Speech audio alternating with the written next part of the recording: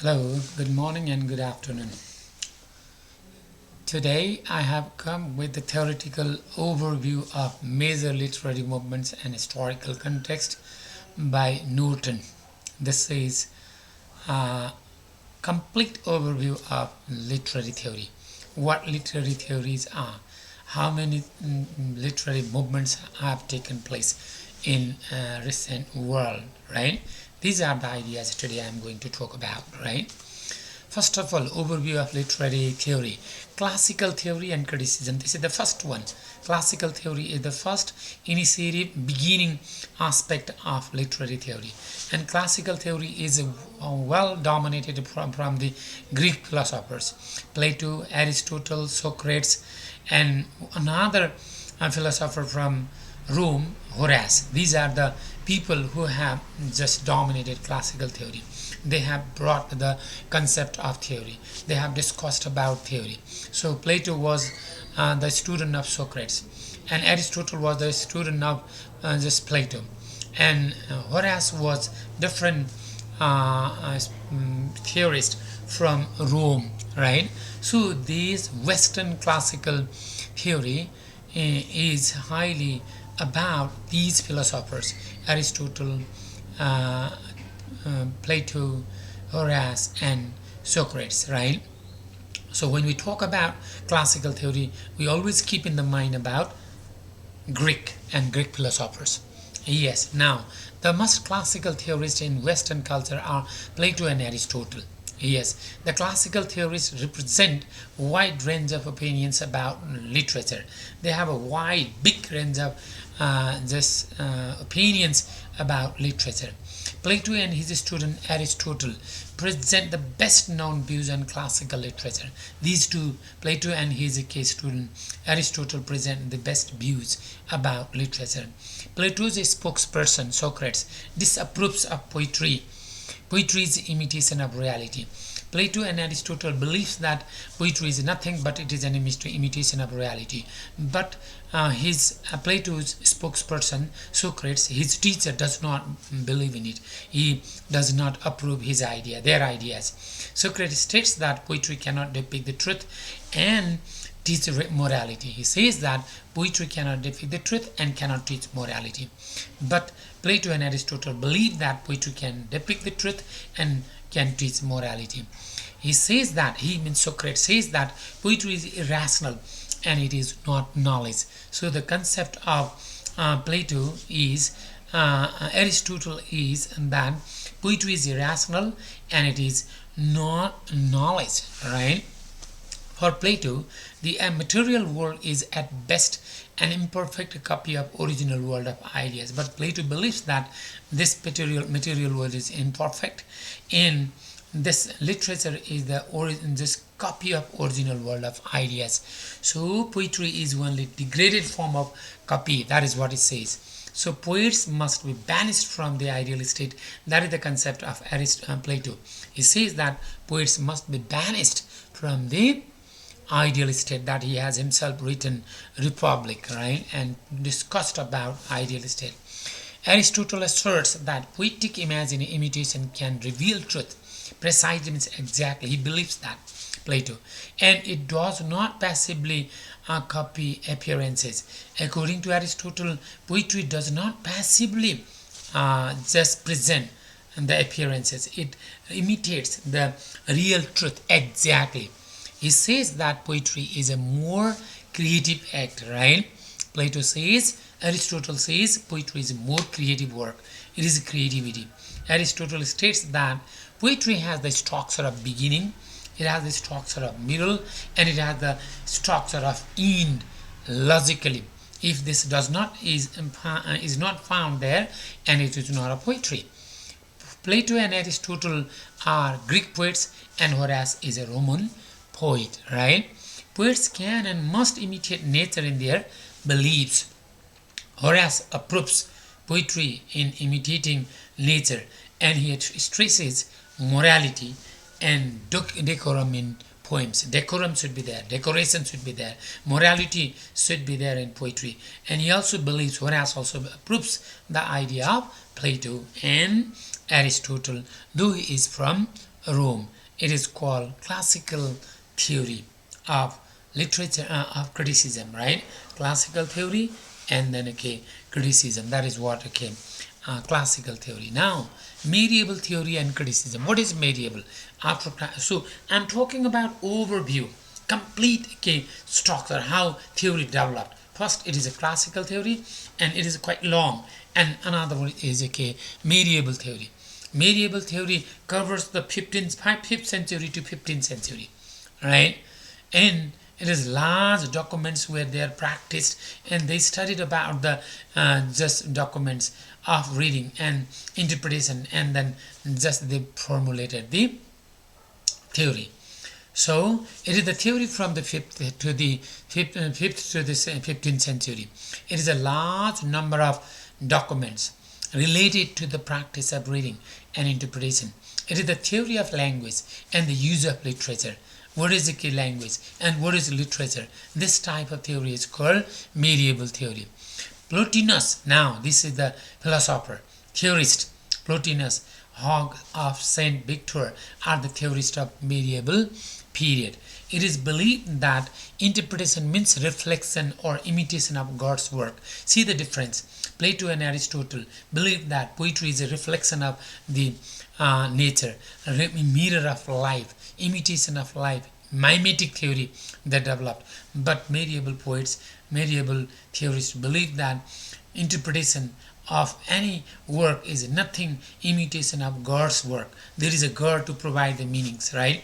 So medieval theory of hermeneutics means the art of science and the interpretation, art of interpretation, right, is based on Augustine's notion. Augustine was from another Roman theorist, and that human language is a divinely ordered reflection of the logos, means the word of God.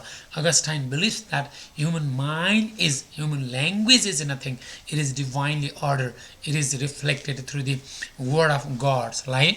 So language truthfully portrays the world in its principle. This is what he says. It is language reveals the world. Language brings the reality of the world, and that is the principle what Augustine believes. And all the other philosophers or theorists also believe with the idea of Augustine. Augustine says that language exists only to convey the meaning that pre-exists. Meaning was pre-existed, and language is there. Why? Just to convey the meaning. Nothing more than just to convey the meaning. That is the concept of Augustine.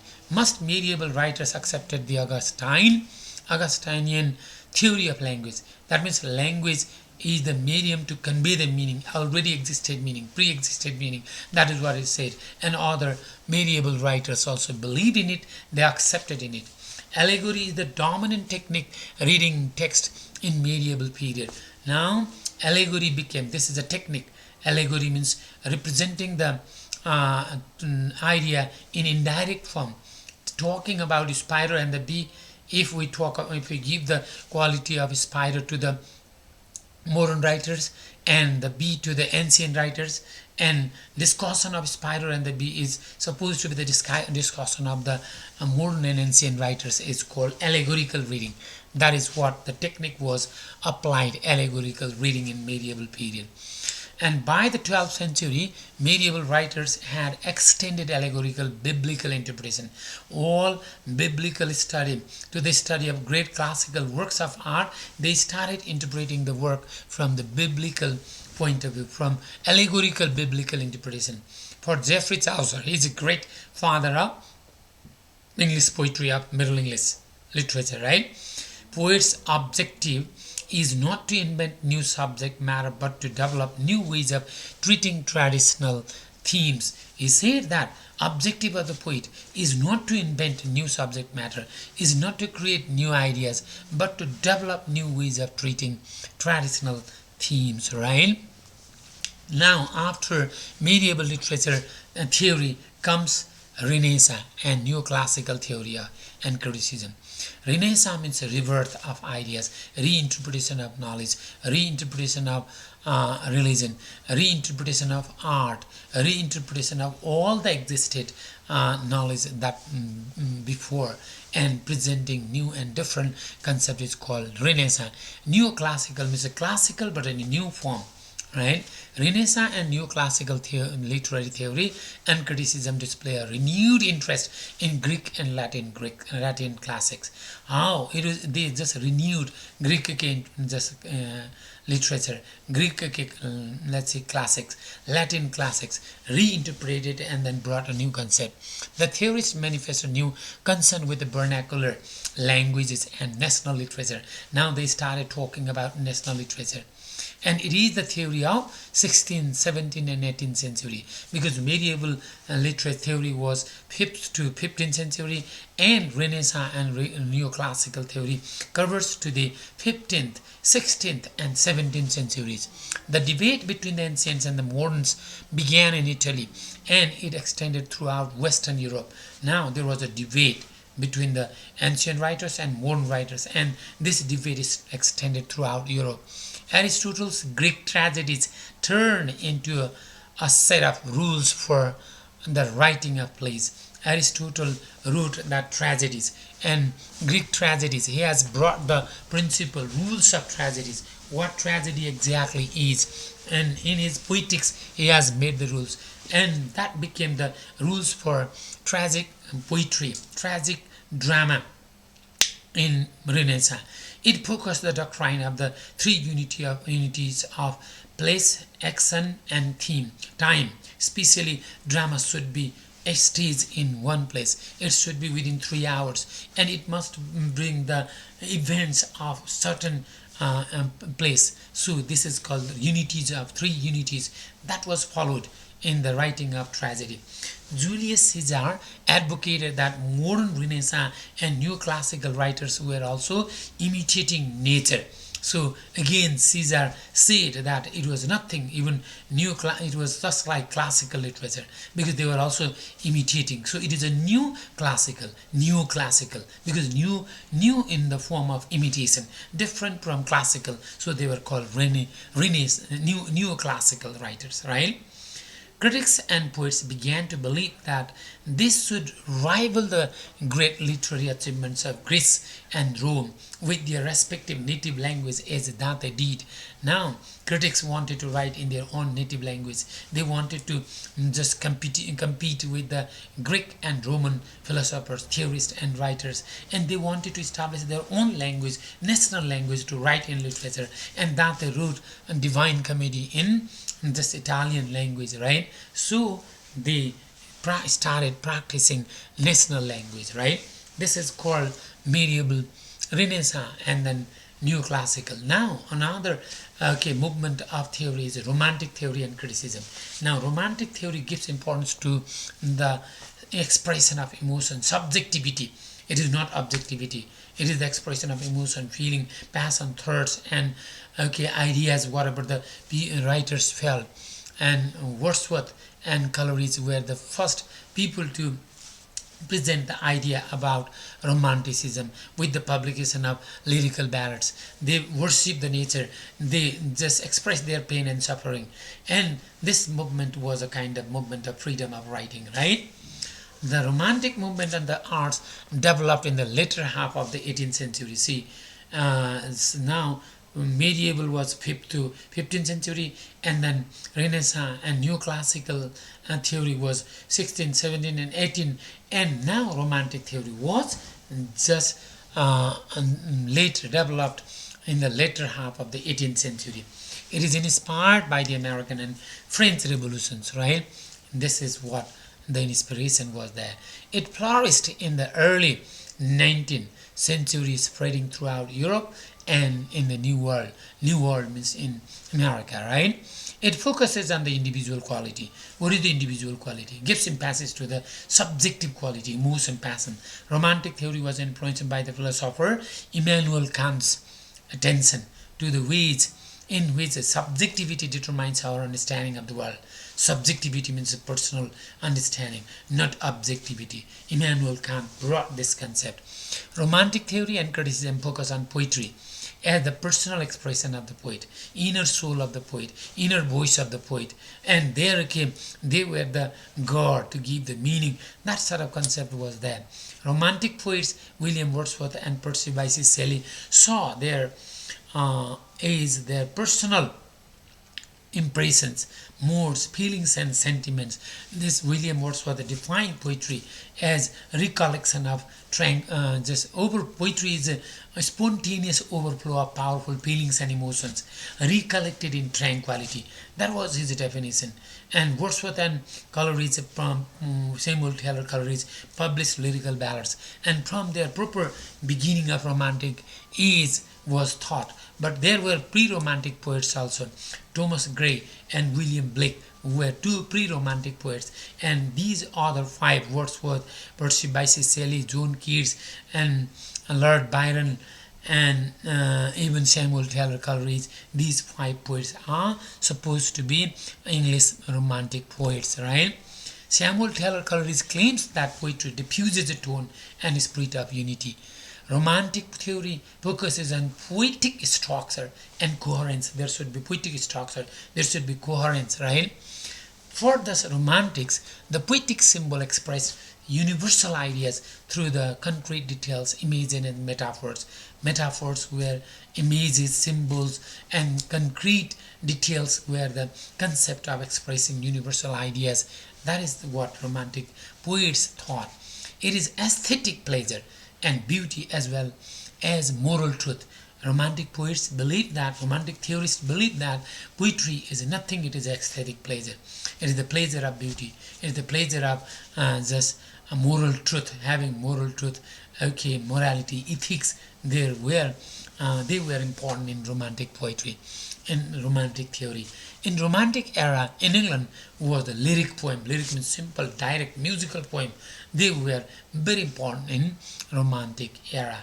In the lyric poem was best suited for the expression of individual emotion, direct, simple, musical. That was what best suited for them. Now another idea is Marxism. Another literary theory overview of movement of is Marxism. Marxism talks about class struggle, rich and the poor, master and the slave, working class and the proletariat and the bourgeois, capitalist and the workers, working class people, and conflict of these two class and mode of production. That is what the concept of Marxism, right? It is the theory generated through German philosopher and economist Karl Marx. So Marxism is given the name through the name of the philosopher Karl Marx. One of its concept is Marx theory of mode of production. Mode of production is production determines the struggle, conflict between the worker and the master, investor. It is about class struggle and conflict between the working class, the proletariat, and the rich, means the bourgeois. This is a conflict. That is what Marxism talks about. Conflict between the poor and the rich, worker and the just investor, master and the slave. That is what, bourgeois and capitalist. Marx predicted that the institution of labor will win and the communist mode of production will emerge, leading to society free from inequality, exploitation, and class struggle. See, this is the idea of Marx. He predicted, he forecasted that institution of labor will win, means working class will come in the power, and those investors will go down, and communist mode of production will emerge, means total equality concept of mode of production comes, and that emerges, and leading to society free from inequality, and as a result there would be no inequality. Equality would come, no exploitation, and no class struggle. That is what his prediction he did, and still this prediction has not become true yet. Ideology consists of ideas Ideology means beliefs, forms, and values of the ruling class that circulate through all the cultural sphere. Means ideology, main thought is formed and just constructed through the ruling class. Whoever the ruler is there, if the capitalist is a ruler and his ideology is important, if the just a proletariat working class person is a ruler, his ideology is dominant, and that ideology circulates all the class, all the society, all the just people in the society. That is what his idea is about Marxism. Culture and arts play significant role in transmitting ideology and maintain hegemonic order. He believes that it is a culture that plays a significant important role for transmitting ideology, for maintaining hegemonic order, means influence, dominant influence. The artists and intellectuals are mouthpieces of dominant social class. He believed that artists and intellectuals do not support the working class. They support the dominant class, ruling class. They are the spokesperson of the ruling class. Always the intellectuals and the artists support the ruling class people. That was the concept of Marxism. Commodity and commodification is based on economy in Marxism. Laborers are alienated from their own labor. Means laborers produce the goods, but their production of the goods benefit, they do not get it. They are alienated, they are separated, and the profit goes especially to the investor, to the owner, to the industrialist. Carpenter is in a factory care little about the tables they assemble. Why? Because carpenter is a labor and he produces the objects and does not give importance about the tables. Why? Because that benefit does not come to him. The benefit goes to the owner, right? The extraction of high rules of the profit by owners from their works labor results in exploitation. High profit goes to the owners, and there is the workers always are exploited. Marx critics and cultural studies scholars worry about the cooperation by the market of every form of resistance ranging across the arts and popular culture. There is always just conflict and resistance between the workers and the upper class and the lower class people. So he was worried about such condition, right? Now another one is psychoanalysis. Another theory, mode of theory is psychoanalysis. Now psychoanalysis is about the concept developed by Sigmund Freud and Jacques Lacan. They talk about brain, they talk about dream, they talk about symbol, they talk about different aspects of life, right? Related with sexual aspect. And psychoanalysis theory is based on Sigmund Freud and Lacan. Freud discovered the unconscious, and he discovered our mind is divided into conscious, unconscious, and subconscious. Unconscious is structured like a language, that is what it says, and literature is unconscious. And he as well as other psychoanalysts mapped the unconscious spaces and mechanism. Other also talked about unconscious idea, unconscious spaces, places, and mechanism, how unconscious functions in our brain, right? Psychoanalysis has a filter literature and cultural criticism. It has a differentiated. It is said that unconscious is a structure like a language in our minds. The unconscious materials are dream, that is his idea, and that dream is a literature. The dreams have become useful to literary and cultural critics for deciphering symbolic text. Deciphering means understanding. Dreams help to understand the book, that is symbolic text, because the text are also nothing but the reflection of the dream. That is what the psychoanalysts believe. Dream work involves the censorship of consciousness, unconscious wishes. There are many unconscious wishes, and these unconscious wishes are controlled, censored, and only better ideas are sent outside in the form of literature. Psychoanalysis asserts that nonsense is meaningful and distortion is incapable and creative. That is what the psychoanalysts believe. They believe that nonsense is meaningful. We say something that is nonsense, but there is a sense, there is a meaning. And we destroy something, and within the distortion, within the destruction, there is a creativity. There is destruction is inescapable, right?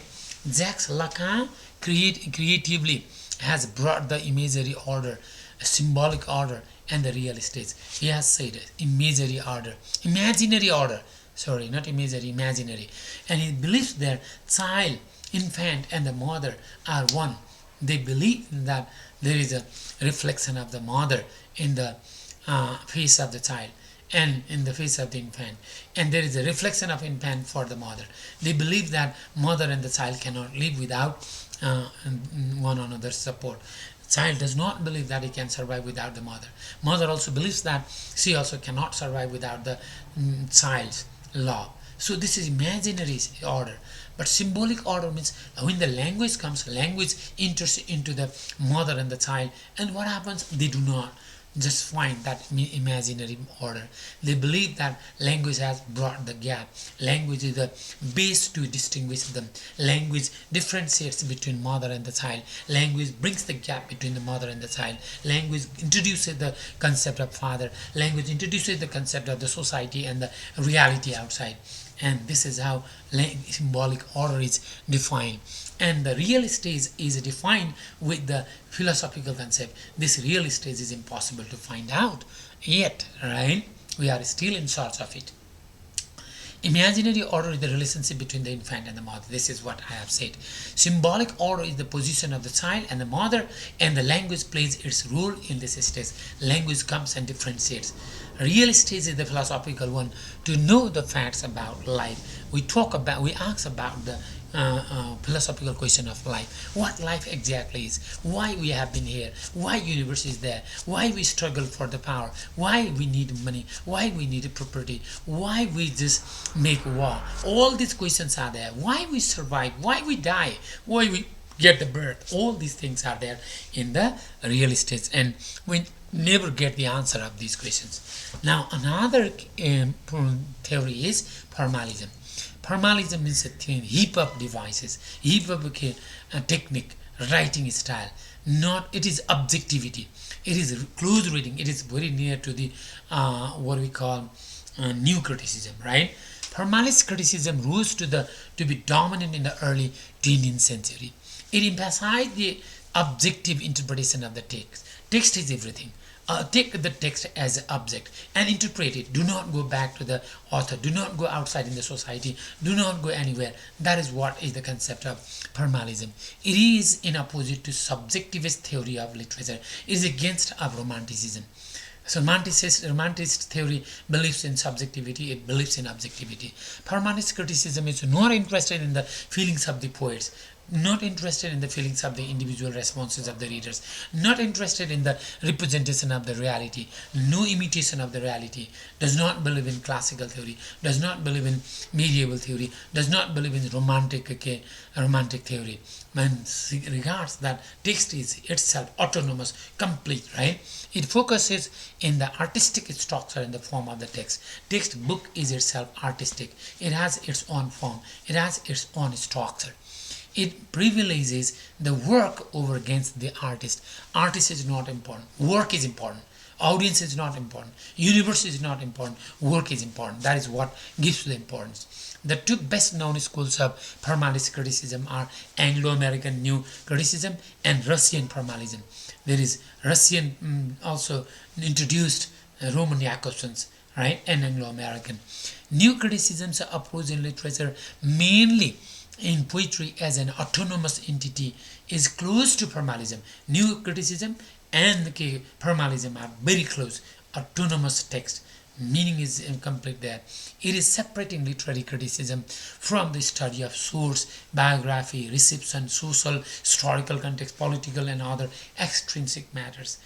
Study of literary source, literary book, literature is not to study the source, not to study the biography of the other, not to study the reader's response, not to study with the society, not to study in the historical context, not to study with the politics, not with extrinsic matters, but within the structure, within the forms, within the technique, within the rules, whatever are the language presented there. New criticism advocates intrinsic analysis or close reading that avoids paraphrase and thematic statements. New critics seek in their studies of poetic form, is a set of organic relationship of literary elements, images, symbols, styles, trope, art. Trope means art, settings and tones. These are the things in new criticism to study. And in the same way, it distinguishes literary from more ordinary uses of language found in journalism, everyday speech, and scientific writing. New criticism also says language of literature is different. It is not the language of just ordinary uses. It is not the language of journalism. It is not the language of ordinary everyday speech. It is not the language of scientific writing. It is a special poetic language. In the same way, similarly, Russian formalist critics also, as a Roman Jakobson and Boris Eisenbaum, distinguish between literary and non-literary arts. Non-literary language is different and literary language is different. They view literature as a verbal art rather than reflection of reality. They believe that our literature is not a reality, reflection of reality. It is a verbal art. It is not expression of emotions. It is a verbal art, structure, form, beauty presented in the text. It separates from psychology, sociology, and intellectual history. And formalism separates literature from psychology. No psychological ideas are there. No society is there. No intellectual history is there. Formalism focuses on the features of literature and its literariness. Howness is important, not whatness. How the text is presented, not what it is presented. It is about the medium, that is formal devices and strategies like versification, style and narrative structure, how it is narrated, what sort of style it is, what is the medium, right? Russian formalists examine the creative deviation of elements, the process of defamiliarization and depersonalization, not the expression of personality, as T.S. Eliot says, but the negation of personality, defamiliarization, right? While writing, writers should not express their personality in their writing. Rather, they should negate their personality, their feelings, emotion, passion should not be found there in the literary text, right? Now, reception theory and hermeneutics. This is another. Hermeneutics means art of science, art of interpretation. Reception means a reader response theory, how we receive it. And reception theory does not mean that all the readers can respond. There is respond in the same way.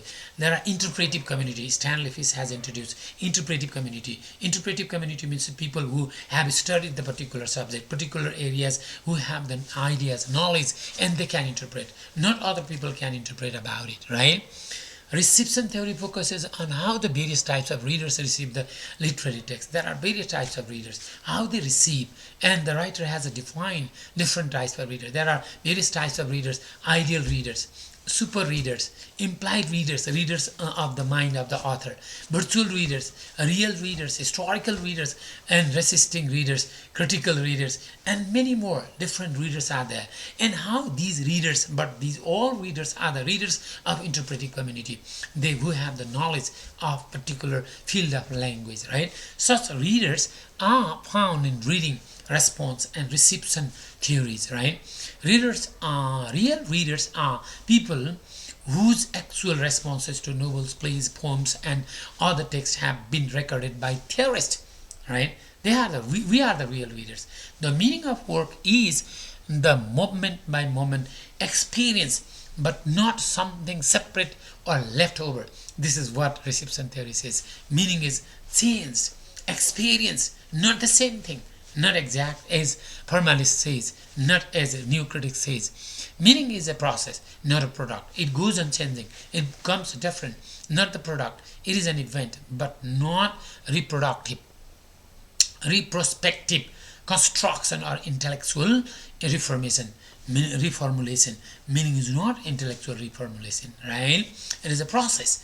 It endorses the idea of reading as private consumption. Reading means private consumption, private understanding, private deciphering of the concept, what is given there. This is reception theory. Some receptionist theories see meaning as a production dependent on pre-existing social codes and protocols of interpretation. They believe it. So the interpretive community employs the particular set of interpretive strategies for text and Such pre-established strategies determine the shape of meaning. Yes, interpretive community is there.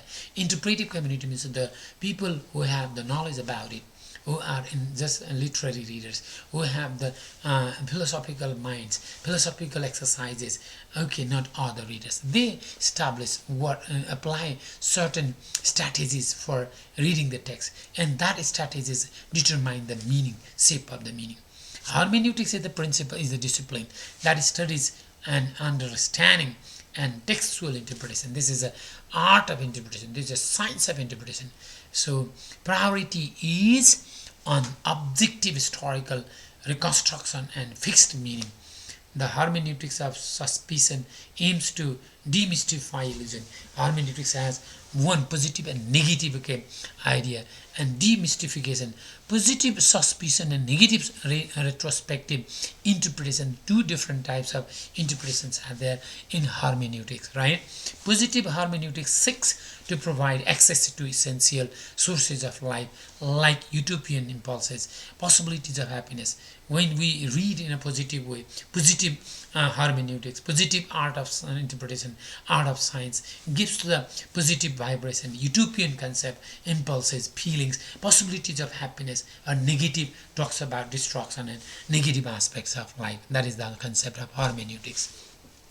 Now, another theory is called structuralism and semiotics. Structuralism is based on the structure, binary division, right? Male and female, dark and light, day and night, right? There is always a structure in the society.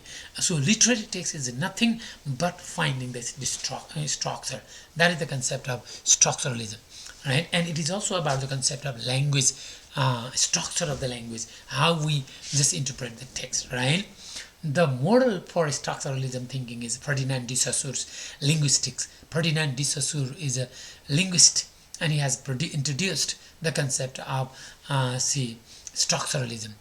It centers not on individual utterances but on the underlying rules and conventions that enable language to operate.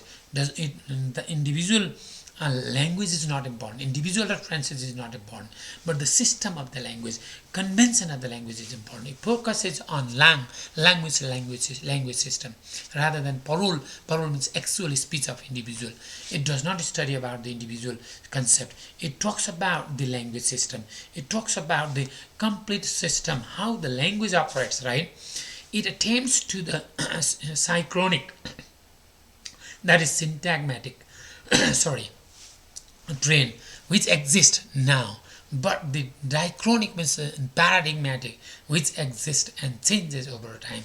That is what it talks. Structuralism shares the widespread and ongoing modern anti-humanism and post-humanism that this-centered individual is not given importance in structuralism.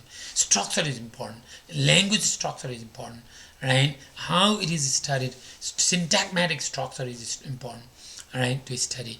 Individual neither originate nor control the convention of their mother tongue. Mother tongue is originated through the convention, through the train, and it goes on and on.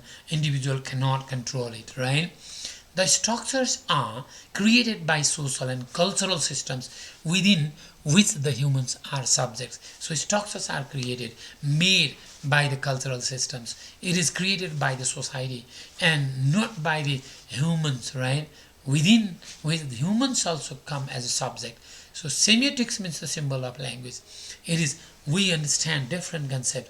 See, in a restroom, we can find the picture of male and female, and through that picture, we can find out which we are to use. That is a semiotic system. So this is a color, almost the images, right?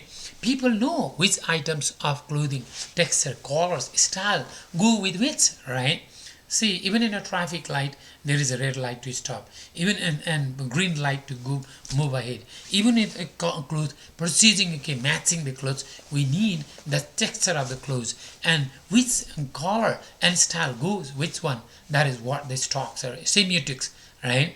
Like language, literature is a system of convention, most noticeable in the rules of genre. This is how semiotics talks about the symbol system, meaning which is brought with the symbol of the language. Yes. Now, after structuralism, there is post-structuralism and deconstruction. These are new theory again. Post-structuralism and deconstruction have been emerged against of structuralism. What is post-structuralism then? French literary intellectuals and philosophers brought the post-structuralism during the 1960s and 1970s. French philosophers, intellectuals, they brought this concept. Post-structuralism came in the world as a literary theory in 1960s and 1970s. It spread around the globe very soon. By the close of the 20th century, post-structuralism had become the leading age of postmodernism. Post-structuralism is just like postmodernism. It is based on deconstructive theory. Again, deconstruction. What is deconstruction? We come later. It is about the floating signifiers. Signifier means a word is a signifier. A real object is the signified. The concept we have in the brain is signifier. A real object outside about the word image is called signified. So this is a floating concept of signifiers. Okay, there is no final meaning. Every text is an intertext. That borrows from the previous culture. That means post-structuralism says no text is complete. No text is isolated from other texts. Every text is related with other texts that has come from the previous culture, right?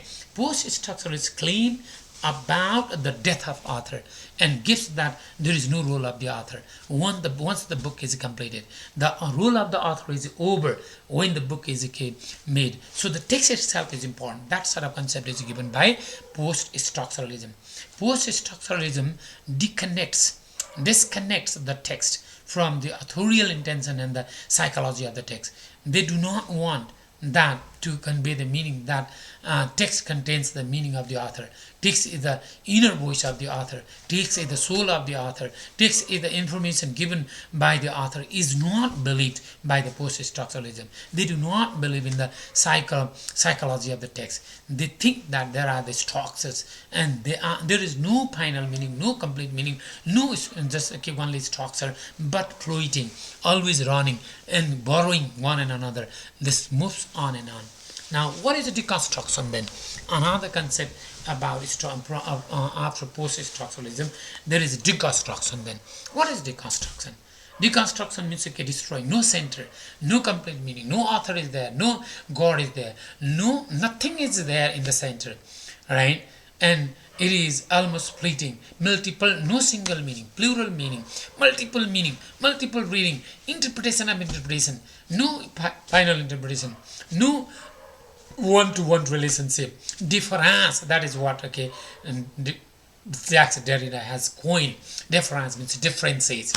Deconstruction originated in the name of a spatial difference, right? It denotes the structural differences that defines sliding operation of the signifier and signified complex. Means always operating, always functioning between signifier and signified. They never meet. The final meaning is not possible to get it, but they always go on operating, functioning between signifier and signified. The conception of reading is misreading. That is what post-structuralists say. Deconstruction says it does not signal an in to textual interpretation, but changes in grounds. Interpretation is not the in. The same interpretation, whatever I have done, will be interpreted by others. And the other's interpretation will be interpreted by another one. Interpretation goes on and on. There is no final ground to get and rest. Deconstruction is a branch of post-structuralism developed by Jacques Derrida. So it is almost like post-structuralism, right? It is a moment of maximum instability. There is no fix, there is no final, there is no stable, always unstable, right? That is the concept of post-structuralism. Maximum instability is called deconstruction. The present world is always deconstructing. It is in the process of deconstruction.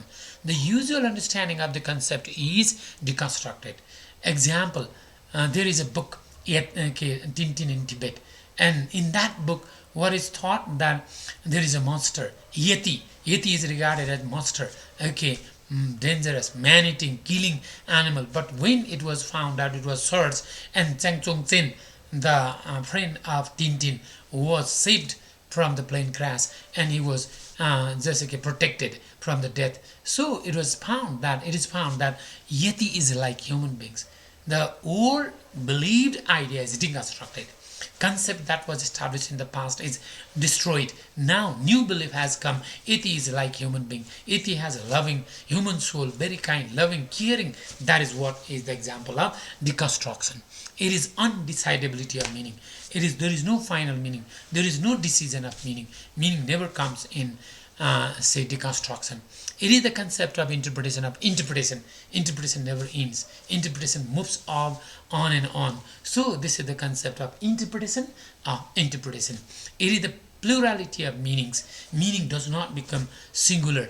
Always continuous, goes on and on. No single meaning, plural meaning, multiple meaning. That is why plurality, no center, no complete meaning. But the critics of deconstruction state that deconstruction stands in the portion of post-structuralism and nothing is new. This is the concept. The critic says that deconstruction is nothing new, has nothing new. It is almost similar like post-structuralism and post-modernism, right? Now, feminism. What is feminism now? Feminism is talking about the differences between male and female. It is empowering of women, and it is just giving position to the women. It is bringing all the books of the women in the mainstream of study. It is bringing women writers in the study of literature and philosophy, right? It seeks to specify sexist discrimination and inequalities. What is it? Just specify discrimination and inequalities. Omission of male-dominated literature. No male only. Female writers are also there in the study of literature. It is the study of female creativity, genres, styles, themes, and careers. Even female are important. Even female have the themes. They have careers. They have styles. They have creativity. That is what focusing upon the women's power in writing and literature. It is evaluating lost and neglected literary works by women. There are many works, neglected literary works. There are many lost literary works of women, and that is to be evaluated. It is the examination of the forces that shape women's lives and literature. Women's lives should come in the power. Women's literature should come in the study. It has brought revolutionary change to literary and cultural studies. So today's revolutionary change has come because of feminism in the studies of culture, and it's in the study of literature. It has stressed the importance of gender and sexuality. It gives the importance of gender, importance of sexuality. It has brought institutional and social reforms. Because of feminism, institutional reforms have come, social reforms have come. Women have become powerful. Women are just in politics. Women are in position, power, administration, and everywhere, right? Theorists of feminist aesthetics argue that women have literature of their own. That is what they believe. They have their own images, themes, characters, forms, styles, canons, and they believe that they must bring their themes, character, different language. Ellen Showalter, Sandra M. Gilbert, and Susan Gubar, Judith Patterley, Judith Butler, and Helen Sexton are feminists. They have brought very famous and important ideas in the field of literature, and they think that this theory should come in the form of improving the life of women. It has deconstructed the cultural roles of angel and monster assigned to them by patriarchal society. By patriarchal society, women were regarded as angel, they were regarded as monster, dangerous, and that is now deconstructed, destroyed. Feminist criticism challenges the male domination of the institution of literature and changes society, right?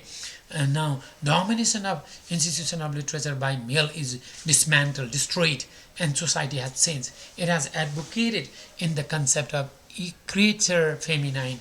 Creature feminine is women's writing. They have their own writing. They have their own different meaningful writing. It has challenged the prejudices of Sigmund Freud and Jacques Derrida's concept of phallocentric, right, male center, that is challenged. black women still have revolted against white women. Why? Because white women are talking about their own just interest. They are not talking about black women. So there is also the revolt between the black and the white women in America. It has also raised the voice up for lesbian women. What only about women, even lesbian women? And what is the experience of lesbian women's writing? That should come in the study. As a result, there are many women's literature across the globe. Now women have come in power in the study of literature. Their writing, their text, their just other creativity have been brought in the mainstream of literature in the world because of feminism. Now queer theory. Another theory is queer theory. What is queer theory then? Queer theory is enhanced through feminism. It is developed through feminism. Queer theory talks about lesbian. Queer theory talks about gay studies in queer theory, right? We should study the language and the literature of the gays and lesbians and LGBTs. All their writings should come in the main form of the reading. That is called queer theory. It also includes non-straight sexualities. Even non-straight sexualities, a text should be there. It begins by criticizing the dominant heterosexual binary, which regards other sexualities as abnormal. Heterosexual is not always good. Other sexualities are not abnormal. Illicit relationship is not abnormal. It is not criminal, right? Queer theorists point out that heterosexuality is a social construct. It has been constructed through the society from family, church, school, law, media, and politics. So sexuality between male and female is constructed by the society, constructed by the family, constructed by the church, constructed by school, law, media, and politics, constructed by the government. This is not always right. That is what is the belief of queer theory. Sexual minorities are stigmatized. Stigmatized means dishonor, criminalized, as well as pathologized, and that is wrong. That is what queer theory says. Even those people, lesbian, gays, and non-straight people's writings, literature, textbooks, and their studies should be there in the course. The HIV/AIDS crisis has presented queer people as treating, right, as threatening social order. Maybe because of queer theory, because of this lesbians, because of gays, because of non-straight, maybe AIDS and HIVs are in the threat for the life. There have been many queer writers, literary characters, and themes throughout the history of literature. Queer writers are there, queer characters are there, themes are there throughout the history of literature, and that must be brought in the mainstream of literature, philosophy, and theory, and must be studied. One of the aims of this queer theory and criticism is to recover this literature and to bring in mainstream criticism and literature. So main function of queer theory is to bring their literature, their writing, their characters, their experience, their concept of lesbians and gays in the mainstream of writing, and to analyze their experience. And this should not be regarded as abnormal. This should not be regarded illegal. This should not be regarded illicit and criminal. And they are, because these all other systems are made by the church, family, school, media, law, social construct. The socially constructed institutions should be abolished. That is what is the concept of queer theory. Now, post-colonial studies and the race and ethnicity studies. Now, what is post-colonial studies? It is the study after the colony. It is a study about the just writers who wrote, European colonizers wrote about the colonized writings, colonized nations. So this is a new theory. Post-colonial studies examines the global impact of European colonialism from its beginning to the 15th century to the present. Even at present, it is becoming burning issue. Right, and in 15th century also they were colonizers and they were writing, and it is against their concept, their beliefs, and their ideologies. It aims to describe the mechanism of colonial power and the marginalized subaltern voices. When colonized power were ruling, there were marginal voices, subaltern voices also were there. It is to theorize the complexity of colonial and then neo-colonial and post-colonial identity. How colonial concept was there, how neo-colonial concept was there, how post-colonial identity was established. These concepts are in the study. It is to investigate the long histories of other imperial empires across the globe, right? Yes, Edward Said has written Orientalism is a fine theory of the post-colonial criticism that represents third world countries' political interest. Third world means these underdeveloped countries are regarded as third world, and they are regarded as colonizers regarded as the first world. The study of English literature and the language, English language, plays strategic part in ruling over colonized people. It is because of English literature, it is because of English language, and colonized countries are almost being still ruled because of language. That is what they believe. It helps Western colonizers rule by consent rather than by violence, because English language is there already, English literature is already there for the study of the colonized nations people, and there is a hegemonic power, and they do not apply their violence. That is a kind of just consent. They are ruling through the language, through the literature and English, right? Post-colonial literary criticism focuses on literatures produced by subjects in the context of colonial domination, produced by the people of the colonial domination, right? Now another one is New Historicism. And New Historicism, the term New Historicism is coined in the 1980s by Stephen Greenblatt. New historicists studied literary texts not as autonomous object but as material of artifacts made in the interaction with the specific social, cultural and political forces.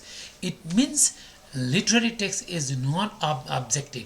Literary text is not autonomous, as formalist says and new criticism says. It is the product of the society, it is the product of the politics, it is the product of the culture, it is the product of the certain norms and values of the culture when the text was produced. So new criticism says that literary text should be taken in the time, in the period, in the society when it was produced, and should be related with the concept and the belief and the ideology of that time, and should be interpreted on the background when it was produced, how it was produced, right? And then only meaning can be possible to find out. New historicists are inspired by Michael Foucault. Michael Foucault says that when history is not the data and information, history is the literature. Whatever comes in literary writing, that is the history. In art, in creativity, in writing, the real history of the society, culture of the society, existing politics, forces of the society come in the form of art. So literary texts should be studied on the basis of the society, on the basis of the politics, on the basis of the background of the concept, when and where and how it was written, and then only the real concept of the meaning is possible to get. That is New Historicism. They provide thick descriptions of contending social forces, cultural discourses in literary texts. Yes, cultural sources, discourses of literary work, four social forces get there in the literary text. They use literary text as lenses to focus on social questions of authority. What sort of authority it was, what sort of society it was. All these things come under the rules, under the system of, interpretation of that New Historicism in literary theory. New Historicist favorite formula is author and the theme. Read the author and produce the theme. Without the author, there is no theme. We relate the literary text with the author, and then we can get the meaning of the theme on the basis of the society. Now, cultural studies. Okay, maybe it is the second last in this theory. Cultural studies started in 1960s. Cultural critics started to pay serious attention to mass, popular and everyday materials in the context of their ideology. Right? It is concerned with literature and its interpretation on ideas about culture. Literature should be interpreted on the culture, on the basis of the culture, on the basis of ideology of the society, on the customs of the society. Culture is the aggregate of language, knowledge, belief, morality, law, custom and art acquired by human beings. So culture is much more important for the interpretation of literature. On the basis of the culture, on the basis of the custom, on the basis of the just society's beliefs, the text gets produced, and we must interpret these literary texts on the basis of culture. Society, culture supplies materials to literature. So literature is the product, reflection, copy of culture. That is what cultural theory believes. So to interpret literature means to just study the culture, to get the culture, to relate the ideas of literature with the culture. There are low culture, high culture, bro means middle culture is in a new history of Western cultural criticism. They regard low culture is there, high culture is there, middle sort of culture is there in the Western literature, and they interpret the literary text on the basis of high culture, low culture, middle culture, and this is the concept that cultural studies must give the literary text meaning on the basis of the culture. Cultural studies study television discourses, what television talks, how people talk there on television, cinema, advertising, rap music, magazines, minority literatures, popular literature. All these literatures are there in the study of cinema, study of advertisement, study of rap, pop culture, study of rap music, study of magazines, minority literatures, popular literatures, majorities literatures. All these things are there in cultural studies. So these literatures come under the study of cultural theory. It focuses on how materials are produced there, how society plays important and a role, and how distributed and consumed there in the culture. So cultural study is the modern concept. Their literary texts are found within the cultural domain, and it must be interpreted from their domain, right? Researchers in cultural studies employ various methods like surveys. They go there in the survey, field-based studies, textual interpretations, historical background studies, participant observations, institutional analysis, and the criticism of ideologies. They go there and then bring all these data and they study. Researchers. It emphasizes and examines ideas, feelings, values, artifacts, and practices of a culture. How people are practicing the culture, how they are celebrating festivals, what sort of feelings they have, what sort of values they have in the society, what sort of ideas they have. All these things are there for cultural studies. Some conservative literary critics have opposed cultural studies because cultural studies deals with the issues of conflict, domination, class struggle, minorities, power, state power, and ideology, and then it is for politicizing the field. So conservatives believe that when we take the information about their culture and they think that their culture is stolen, and they are getting disadvantaged from the giving information to the researchers, they are against of it. But it is not good at all. In cultural studies is to empower them, to bring the ideas and ideologies and position of the society in the mainstream. Cultural studies is engaged with psychology, sociology, and politics. It is based with psychology. It is based with sociology. It is based with politics. It is not out of the society. It is not out of the just ideology. It is not out of the just television, advertising, and all these things of the beliefs and culture. What people are doing there, all these things come under the cultural studies. Okay, the last theory is fractalized. Fractalized theory means now this is a modern trend. Now the recent concept of theory is fractalization. Now culture is also not important, and feminism is also not important, and psychoanalysis is also not important, Marxism is also not important, structuralism, deconstruction, okay, romantic theory, and even medieval theory, classical theory, and Renaissance, theory of neo classical criticism, all and post-colonial theories, they are not important. That is what this now modern people believe. And this is a new theory. Fractalized means division. Study small pieces, piece by piece. Get one theory of one piece. That is fractalization. Theory classified in smaller dimensions now comprises many separate and subfields. They are body studies, study about the body, study about disability studies, how disabled people are surviving, how they are just struggling, study about eco-criticism, ecology, eco-critical studies, globalization studies. How globalization is a problem now. In indigenous studies, there are many indigenous people, and study about indigenous people and then bring one new theory. Media studies, right? Popular culture studies, science and technology studies, transatlantic means crossing, right? And trans-Pacific studies now, trauma studies. Trauma theory has been established already, and whiteness studies, maybe blackness studies. Number of minimum, minor, small parts are coming there for the field of study, and that is fractalized, okay, fraction, okay, smaller units for establishing theories. These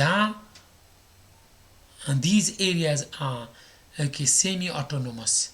They are not completely autonomous, half autonomous. The study model is replacing the long-standing schools and movements model. Now it is replacing, it is coming, new model is coming for the study of literature and theory.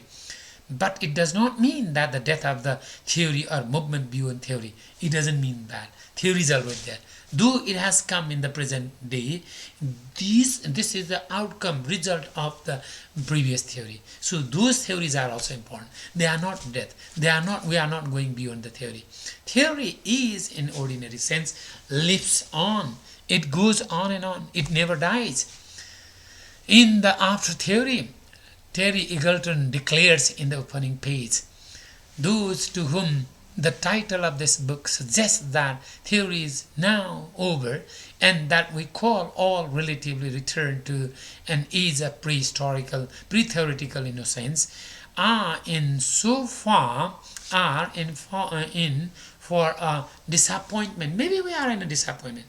Maybe theory is over, now there is no theory, and we are going through to theoretical innocence. And if we say so, people are in disappointment. They become sad, melancholic, unhappy. But it is not so. That is the writer says. Theory goes on and on. Theory was, theory is, and will be important even in future.